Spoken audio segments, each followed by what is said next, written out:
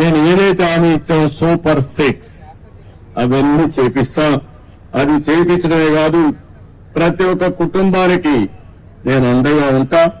చేయించే బాధ్యత నాది. ఇప్పటికే మీరు చూశారు, 30 రోజులు కూడా కాలేదు.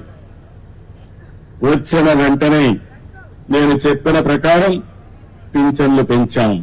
3,000 రూపాయలు 4,000 రూపాయలు చేసి ఏప్రిల్ ఇస్తామని 7,000 రూపాయలు ఒకేసారి ఇచ్చిన ఏకైక ప్రభుత్వం భారతదేశంలో ఎన్డీఏ ప్రభుత్వం. అది పేదవాళ్లపై నుండే ప్రేమ. ఇంకో పక్క మీరు ఒకసారి చూస్తే మా తమ్ముళ్లకు ఉద్యోగాలు లేవంటే మెగా డిఎస్సీ హామీ ఇచ్చాను. మొదటి సంతకం పెడతానని చెప్పాను. మొదటి సంతకం పెట్టాను.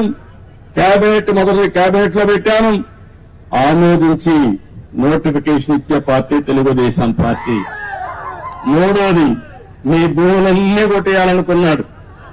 కొట్టేయాలనుకుంటే నేను ఆ రోజు హామీ ఇచ్చాను, మీరు ఏం భయపడద్దండి, ఇది ల్యాండ్ టైటిలింగ్ యాక్ట్ కాదు, ల్యాండ్ గ్రాబింగ్ యాక్ట్. ఇది జగన్ వేసిన పెద్ద స్కెచ్. ఇది దీన్ని ఇమ్మీడియట్ గా కంట్రోల్ చేస్తారు, రద్దు చేస్తానని చెప్పి రద్దు చేసిన ప్రభుత్వం ఎన్డీఏ ప్రభుత్వం అని చెప్పి కూడా నేను మీకు తెలియజేస్తున్నా.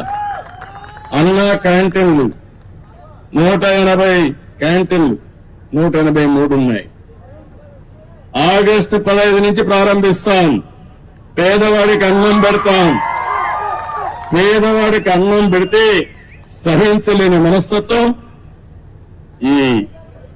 ఆయన పేరు కూడా నేను చెప్పకూడదు, ఇప్పుడు చెబితే చాలా చిన్నగా ఉంటుంది.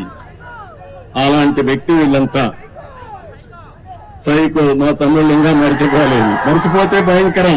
నేను మొన్న కూడా చెప్పా, నేను అందరితో మాట్లాడుతున్న ప్రపంచం అంతా, అందరూ మీరంటే మాకు అభిమానం ఉంది, మీ మీద నమ్మకం ఉంది, మేము వస్తా ఉంటున్నారు.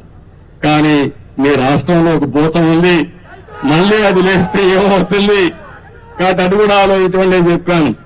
ఆ భూతానికి భూత వైద్యులు చూసుకుంటున్నారు. శాశ్వతంగా ఆ భూతాన్ని వదిలించే బాధ్యత మా ప్రజానీకానికి అప్పచెప్పానని చాలా స్పష్టంగా చెప్పాను. ఆ భూతాన్ని పూర్తిగా కంట్రోల్ చేసేది భూత వైద్యులు మీరే, అది గుర్తుపెట్టుకోవాలి. అది కంట్రోల్ చేసి ముందుకు పోదాం.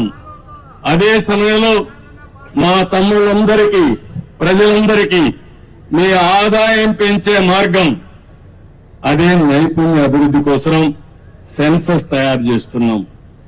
అందులో ఏ విధంగా మీ ఆదాయం పెరుగుతుంది, యువతకు ఉద్యోగాలు ఏ విధంగా వస్తాయి, ప్రపంచం మొత్తం రాణించాలంటే ఎలాంటి నైపుణ్యం మీకు కావాలో అది ఇప్పించే బాధ్యత మాది. దానికి కూడా శ్రీకారం చుట్టామని చెప్పి కూడా నేను మీకు తెలియజేస్తున్నా. అన్నింటికంటే ముఖ్యంగా ఇసుక, ఉచిత ఇసుక ఫ్రీ.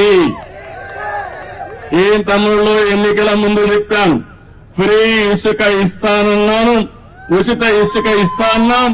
మాట నిలబెట్టుకున్న పార్టీ ఎన్డీఏ పార్టీ అని చెప్పి కూడా నేను మీకు తెలియజేస్తున్నా. మీరందరూ ఒక పక్క నా మీద గాని, పవన్ కళ్యాణ్ గారి పైన గాని, నరేంద్ర మోడీ గారు చెప్పిన విషయాలు, ఎన్డీఏ చెప్పిన విషయాలన్నీ కూడా మీరు నమ్మారు, పూర్తిగా విశ్వసించారు, మాకు బ్రహ్మాండమైన మెజార్టీతో గెలిపించారు. మేమందరం కూడా మీకు రుణపడున్నాం. తప్పకుండా మీ రుణం తీర్చుకుంటాం. ఎట్టి పరిస్థితుల్లో ఆలోచన ఒకటి, ఆంధ్రప్రదేశ్ ని నెంబర్ 1 రాష్ట్రంగా తయారు చేయాలనేది ఏకైక ధ్యేయం. ఇప్పుడు ఎక్కడున్నామంటే అందరికంటే వెనకాలన్నాం. మొన్న జీతాలు కూడా ఇవ్వలేము, పెన్షన్లు ఇవ్వలేమంటే నేను ఒకటే చెప్పా, ఏం చేస్తారో నాకు అనవసరం, ఒకే రోజు పెన్షన్ ఇవ్వాలి, అందరికి ఇవ్వాలని, వాలంటీర్స్ ఉంటేనే సాధ్యం అని చెప్పిన పెద్ద మనుషులకు బుద్ధి చెప్పాలని సచివాలయ సిబ్బందితో ఒకే రోజు ఇచ్చాం. అందుకని సచివాలయ సిబ్బందితో ఒకే రోజు పింఛన్లు ఇచ్చిన పార్టీ తెలుగుదేశం ఎన్డీఏ ప్రభుత్వం. అవునా కాదా అని అడుగుతున్నా మిమ్మల్ని. జీతాలు ఇవ్వలేమంటే సాధ్యం కాదని ఒక పక్క పింఛన్లు ఇస్తూనే ఇంకో పక్క ఉద్యోగస్తులు కూడా జీతాలు ఇచ్చాం.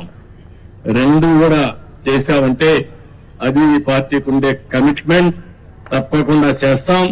మీరు కూడా ఒకటే చెప్తున్నా, ఈ రోజు మీ ఉత్సాహం చూశాను. ఊర్లు కదిలొచ్చారు. మనస్సు నిండా అభిమానమే. ఎంత అభిమానం ఉందంటే ఆ అభిమానాన్ని పూల వర్షం కురిపించి బ్రహ్మాండంగా మాకు స్వాగతం పలికారు. నేను మిమ్మల్ని కోరేది ఒకటే, మేము పనులు చేస్తాం. మీరు ఆలోచించి అవి ఇన్ని ఏ విధంగా అమలు చేస్తున్నాం చూసుకోండి. నేను చెప్పేది మా నాయకులు చెప్పే మాటలు కూడా మీరు వినండి. ఇన్ని మీరు సహకరించండి. మీ యొక్క శ్రేయస్సే మా అభిమతం. దానికోసం పనిచేస్తాం. ఏ పని చేసినా ఈ రోడ్లన్నీ చూస్తున్నా, ఏం చేయాలో నాకే అర్థం కావడంలా. ఆ గొయ్యల్లో ఎవరిని పూడ్చాలి? తమ్ముళ్ళు ఎవరిని పూడ్చాలి? ఆ గొయ్యల్లో ఆ గొయ్యలు పెట్టిన వాళ్ళని పూడ్చాలి. ఇప్పుడు మనం ఆ పరిస్థితిలో ఉన్నాయి. మొత్తం రాష్ట్రమే గుంతలైపోయింది. మన బ్రతుకులే ఆగమైపోయినాయి. కానీ ఈ రోజు మిమ్మల్ని చూస్తే మాత్రం నాకు అనిపిస్తుంది, మొన్నటి వరకు నేను వస్తే బిక్కు అంటే వచ్చేవాళ్ళు, ధైర్యంగా కూడా వచ్చేవాళ్ళు కాదు. నేను ఏదైనా జోక్ వేసినా మీరు నమ్మేవాళ్ళు కాదు. ఈ రోజు మీకు ఒక స్వాతంత్రం వచ్చినట్టు మీ మనసులు చూస్తా ఉంటే, మీ ముఖాలు చూస్తా ఉంటే ఎక్కడికక్కడ ఉత్సాహంగా కనపడి వస్తున్నారు. అంత మునుపు నాకు జ్ఞాపకం ఉండేది, నార్త్ కొరియాలో కిమ్ ఉన్నాడు. అక్కడ నవ్వితే కొడతారు, ఏడిస్తే కొడతారు. మీ ఇంట్లో ఎవరైనా చనిపోతే ఏడిస్తే కొడతారు. మీ ఇంట్లో ఏదైనా మంచి జరిగితే నవ్వితే కొడతారు. అలాంటి జిమ్ ఇక్కడ ఉన్నాడు. మనకు మొన్నటి వరకు అందరూ ఇబ్బందులు పడ్డాం. కానీ ఈ రోజు మాత్రం మీకు రియల్ గా చెప్తున్నా, ఫస్ట్ మీరందరూ కూడా వాక్ స్వాతంత్రమే కాకుండా హ్యాపీగా ఉండడం కోసం భగవంతుడు ఎంత శక్తి ఇస్తే అంత శక్తిని ఉపయోగించి మేము మీకు అండగా ఉంటాం, చేస్తామని మరొక్కసారి తెలియజేసుకుంటూ